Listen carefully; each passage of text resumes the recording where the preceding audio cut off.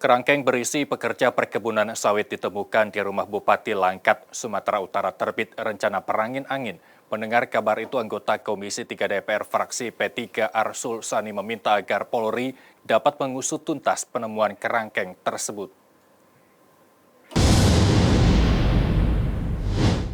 Politisi P3 Arsul Sani menilai temuan kerangkeng manusia di rumah Bupati Langkat sudah termasuk dalam bentuk tindak pidana.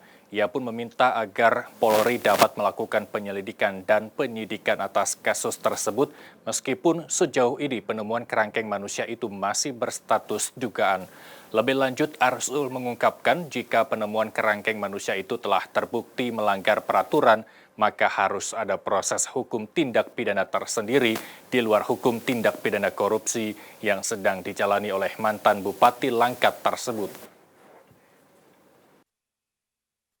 Soal temuan kerangkeng kerangkeng manusia yang berada di rumah Bupati Langkat itu kemarin kan juga menjadi bahasan juga, sempat disinggung juga oleh Komisi 3 dalam rapat kerja dengan Kapolri.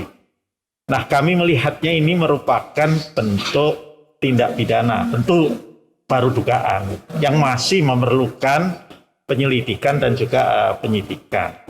Nah, yang diminta oleh kami di Komisi 3 kemarin adalah bahwa ini karena merupakan tindak pidana umum, maka Polri harus aktif melakukan penyidikan meskipun ini terkait dengan tersangka pelaku tindak pidana korupsi yang sedang diproses di KPK.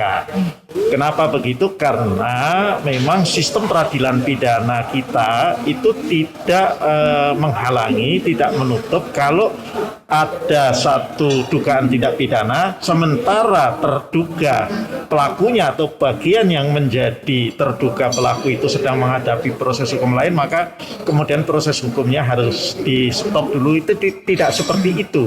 Nah, ini yang kemarin kita tekankan. Tentu kalau kemudian itu terbukti harus diproses hukum, disidangkan sebagai sebuah perkara tindak pidana tersendiri di luar tindak pidana korupsinya.